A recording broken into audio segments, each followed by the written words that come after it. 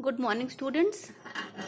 पिछले वीडियो में आपने तत्पुरुष समास तक पढ़ा था। आज हम देखेंगे समास का दूसरा भेद, कर्मधारय समास। कर्मधारय समास क्या होता है?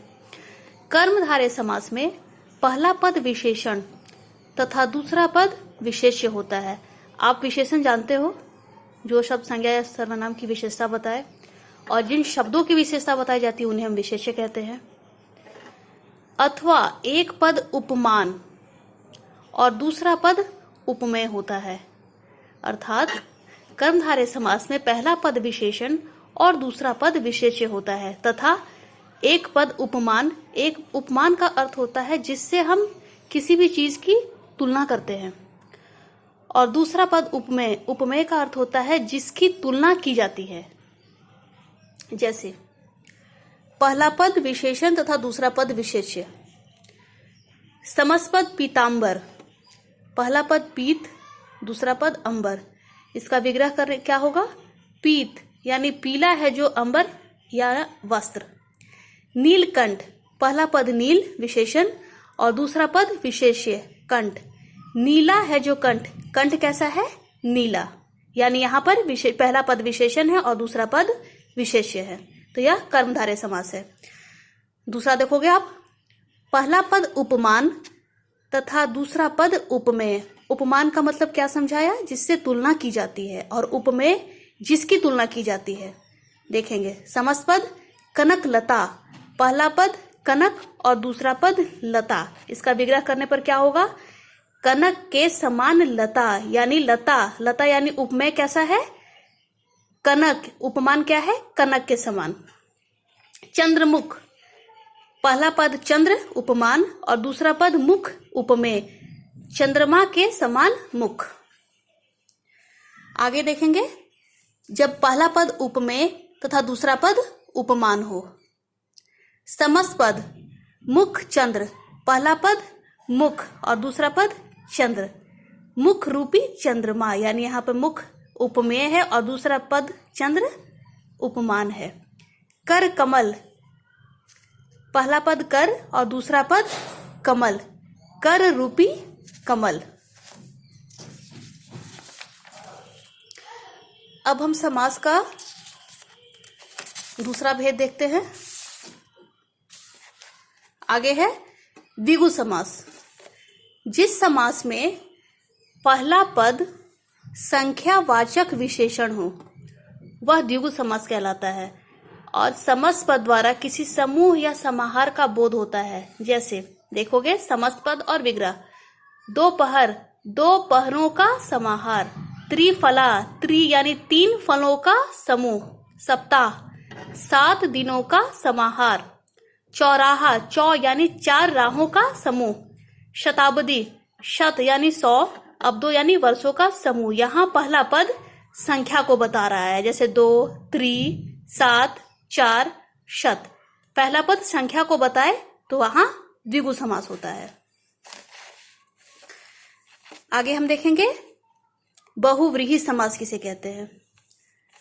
जिस समास के समस्त पद का कोई भी पद प्रधान ना होकर कोई अन्य पद प्रधान हो उसे हम बहुव्रीहि समास कहते हैं। समस्त पद यानी जिसमें पूर्व पद और उत्तर पद दोनों में से कोई पद प्रधान ना हो के वो किसी और अन्य पद वहां पर प्रधान हो। जैसे बहुव्रीहि समास में विग्रह करने पर अंत में जिसका, जिसकी, जिसके या वाला, वाले, वाली आते हैं। अर्थात जहां पहला पद और दूसरा पद मिलकर किसी तीसरे पद की ओर संकेत करते हैं वहां बहुव्रीहि समास होता है। जैसे इसका उदाहरण देखेंगे आप। पीतांबर, पीत यानी पीला है, अंबर जिसका, अर्थात श्री कृष्ण। पीले अंबर यानी पीले वस्त्र किसके हैं? तो श्री कृष्ण के हैं। नीलकंठ, नीला है कंठ जिसका, अर्थात शिव। नीला कंठ किसका है? शिव जी का है। दशानन, दश यानी 10 आनन है जिसके, अर्थात रावण। 10 सिर किसके हैं? रावण के हैं। लंबोदर, लंबा उदर है जिसका, अर्थात गणेश। यानी यहां आप देख सकते हैं कि दोनों पद मिलकर किसी अन्य पद की ओर संकेत करेंगे तो वो होगा बहुव्रीहि समास। आगे हम देखेंगे कुछ शब्द आप देखोगे जो बहुव्रीहि कर्मधारय में दोनों में होते हैं, तो हम कैसे पहचानेंगे कि कौन सा समास है। बहुव्रीहि और कर्मधारय समास में अंतर, कैसे हम इस अंतर को समझ पाएंगे कि वह समास बहुव्रीहि है या वह समास कर्मधारय है। जैसा कि आप जानते हैं, कर्मधारय समास में विशेषण विशेष तथा उपमान उपमेय का संबंध होता है, जो अभी बताया, तथा उत्तरपद प्रधान होता है। परंतु बहुव्रीहि समास में पूर्व पद और उत्तर पद दोनों ही सामान्य होते हैं और ये दोनों मिलकर किसी तीसरे अर्थयुक्त पद की ओर संकेत करते हैं। जैसे आप उदाहरण से समझोगे, कमल नयन, अगर इसका विग्रह करते हैं कमल के समान नयन, तो ये होगा कर्मधारय समास। और अगर हम इसका विग्रह करेंगे कमल के समान नेत्र हैं जिनके अर्थात श्री कृष्ण, तो ये होगा बहुव्रीहि समास। एक और उदाहरण देखेंगे आप, नीलकंठ, नीला है जो कंठ, कर्मधारय समास। अगर इसका हम विग्रह इस प्रकार करेंगे, नीला है कंठ जिनका अर्थात शिव, तो ये होगा बहुव्रीहि समास। आगे हम समझेंगे द्विगु और बहुव्रीहि समास में कैसे अंतर होता है। जिस समास में पूर्व पद संख्यावाची होता है, यानी पहला पद संख्यावाची होता है और समस्त पद किसी समूह का बोध कराता है, उसे हम द्विगु समास कहते हैं। परंतु पहला पद संख्यावाची विशेषण हो और समस्त पद किसी विशेष पद की ओर संकेत करे, तो वहां पे वह बहुव्रीहि समास हो जाता है। जैसे चतुर्भुज, चार भुजाएं हैं जिनकी अर्थात विष्णु, तो ये होगा बहुव्रीहि समास। लेकिन अगर इसका विग्रह इस प्रकार करेंगे, चार भुजाओं का समूह, तो ये होगा द्विगु समास।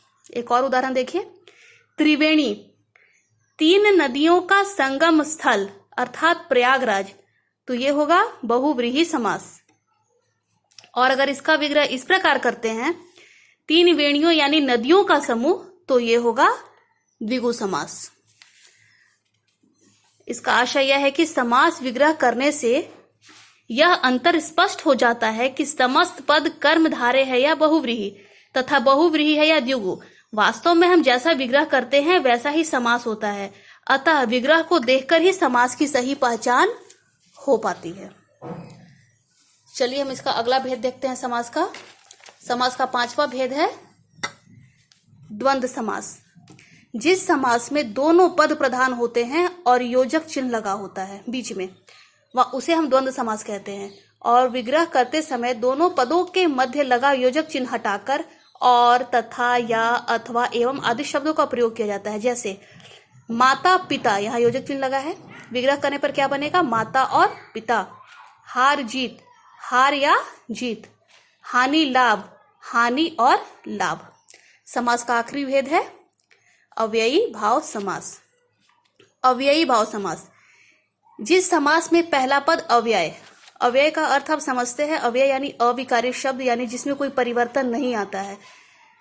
जिस समास में पहला पद अव्यय हो उसे अव्ययी भाव समास कहते हैं। इसका पहला पद प्रधान होता है और इस प्रक्रिया से बना समस्त पद भी अव्यय की भांति ही होता है। जैसे समस्त पद यथा शक्ति, विग्रह शक्ति के अनुसार, यहाँ पहला पद क्या है, यथा, यथा अव्यय है।